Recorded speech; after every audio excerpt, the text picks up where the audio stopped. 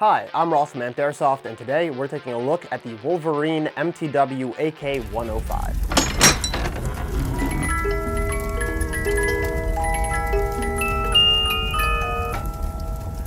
So Wolverine has been manufacturing MTWs for quite a while in a lot of different formats, and we have now gotten the AK variant of the MTW, a highly anticipated release, and I am excited to let you guys know what you can expect from this replica out of the box. So I'm going to start by just going over the externals of the replica and everything we see here from tip to butt, starting with the flash hider, which is a metal 105 flash hider, an LCT flash hider in fact, that comes with the replica from factory, as well as your orange tip. Underneath those are going to be your 24mm clockwise threads. This is going to be very different from your typical 14mm counterclockwise threads that you see on other Airsoft replicas, so keep in mind that you would need a step-down adapter if you want to use a different type of threading on there, but from factory you're going to be working with a 24mm clockwise threading. You have your flash hider lock back here, which is just a metal bar on a spring held in by a grub screw. I definitely recommend leaving that in there to allow your flash hider to lock, but if you are using a flash hider device that doesn't have that locking capability and you think it's in your way, it is removable on there as well. We have our fixed front sight here. It is adjustable left to right for wind variages. And then we have the AK-105 front end here. It is going to be characterized by the size of its gas block and the length of the barrel as compared to other AK platforms, as well as how it mounts to the handguard and furniture. You have a polymer handguard here. It is going to be releasable by the lever on your rear iron sight. If you flip that up, you can remove your handguard and then replace it with other aftermarket attachments. This is going to be compatible with most LCT parts, as well as a few real steel parts, and I'm sure with a little modification you could get even more to fit onto this replica. We have the stainless steel feed tube on the bottom here. It doesn't really serve much purpose outside of aesthetics, but it is removable, so you could use it for anything that you would like. We have a sling mount to the left side of your handguard here, so you can mount any of your slings to the left side of your replica up front. We have the rear sight back here. The rear sight is going to have a Picatinny installed for any sight attachments that you would like. You do not get the iron sight rear sight in the box, so if you would like to put iron sights on this replica, you would have to go and pick up an iron sight for it. It does not come with one, only the Picatinny rail that you see here. And then we have the stamped steel receiver, which has the Wolverine logo in front of the magwell on the underneath, as well as your serial number and MTW specs on the left side of this receiver.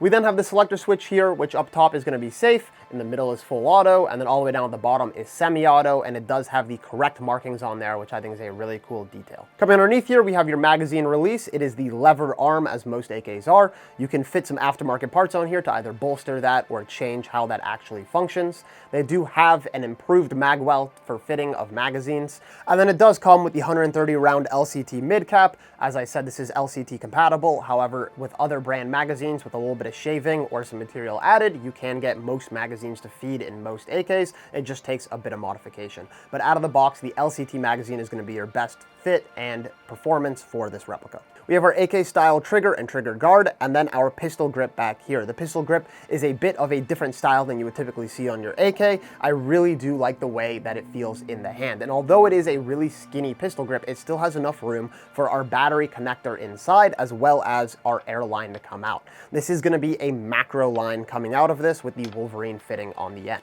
Up top here, we have our dust cover. Pushing the button in the back can take off the dust cover, allowing you to look inside of your replica. You can see the engine, the blink board, as well as your hop-up and everything else in there. So feel free to do that if you would like. However, if you would like to actually remove any of these components, you will have to do further disassembly to your replica. We have the charging cover here, which when pulled back will reveal your hop-up, allowing you to make any of those hop-up adjustments inside. I will say that the charging handle does not lock into the rear position, much like most AK replicas that are AEGs. You will have to hold it back while you make those adjustments. Coming all the way back here, we do have an ambidextrous sling mount with a sling point on the left and the right side. Just to remind you, we only have the front sling point on the left side, so keep that in mind while doing a sling mounting option. And then all the way back here, we have your standard castle nut and mil-spec buffer tube. It is going to be able to fit any aftermarket stock that is mil-spec. The one that it comes with is kind of in line with their MTW series. We have the QD points as well as some other sling attachments, and it is kind of a low-profile slim stock. I'll say that it is not the easiest stock ever to remove from the buffer tube, but thankfully that's not something you'll have to do often because all of your wiring and connections is going to be up in your grip here. So that's really all I want to say about the externals of this replica. It is a really good feeling replica coming in at 6.1 pounds. It is both hefty while not being too cumbersome, and I think that that is the perfect fit for an AK style replica. So I'm here at the Amped Airsoft Arena. I'm gonna give the AK-105 a little shooting test. I have a 7.4 volt mini LiPo installed in here, as well as running at 80 PSI. I have 3 2-gram BBs. They recommend between 60 and 160 PSI. I'm operating this out of our Amped SLP with our Amped line.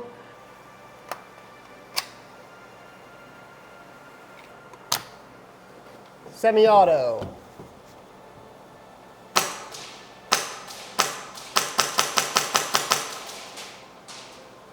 Has a really nice pop to it. Let's do some full auto.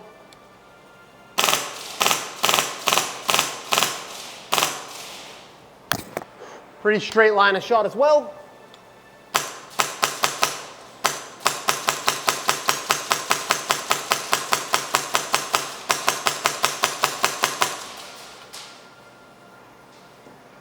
Shoots really nice, exactly what you would expect from an Inferno. Go back to the office for the internals. Internally in this replica, we have the Inferno XTS engine and the Blink Bluetooth FCU.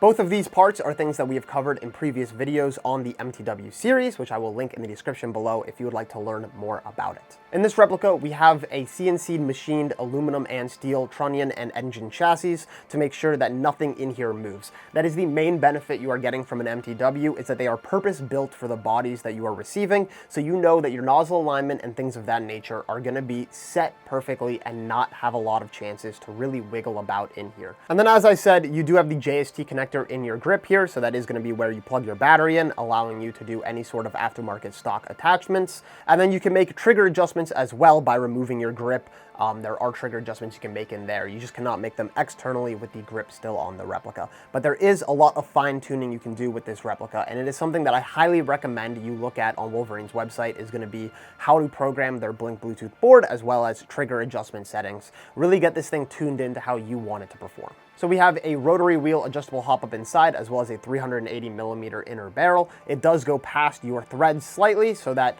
if you are putting something like a tracer on, it could potentially impede, so just keep that in mind. But I will say that you are getting the longest barrel length out of this replica as they could possibly give you. So the MTW AK-105 is going to have compatibility with MTW spec parts, much like the engine and the hop-up body you can replace with other MTW engines and hop-ups, as well as the Quake or Wraith stock attachments on the back as well. You have LCT part compatibility with the handguard and selector switch, as well as those 24mm clockwise threads up front. So you are going to have real steel compatibility with the grip, as long as you can modify it to fit your airline through, the mil-spec buffer tube, as well as your sling plate attachment. So there's some real steel spec parts on here, as well as LCT spec, as well as MTW spec. So there is a lot of compatibility, as well as a lot of modifications that could be done to make things compatible. As I've seen a lot of people modify a lot of different AKs to fit a lot of different parts, I do know that it is possible. But still, be careful and treat your MTW with respect. It is compatible with most AEG style magazines. As I said, it comes with the LCT one, and with some mag modification, you can get most magazines to fit in this. This replica has a large potential for customization, a lot of compatibility, some modifications that might be needed to be made to get certain parts to fit, but I think that a lot can be done with the AK-105 platform. So at the end of the day, what we're getting is the MTW structure and competitive build inside of the AK aesthetics, a combination that I have wanted for a long time. I love the MTW series, but I prefer an AK platform over an M4, and I finally have one, and it is something that I am really excited to see to the market, and I'm very excited to see what they continue to produce and other AK variants they may make. Let me know what you guys think of the MTW AK-105. Let me know if this is something that you are thinking about getting in your collection. I would love to hear about all the part compatibilities and builds that you guys do. You can feel free to share those on our Discord. We love seeing all of the custom builds that you guys make. Thanks so much for sticking around, and I'll see you in the next one. Take care.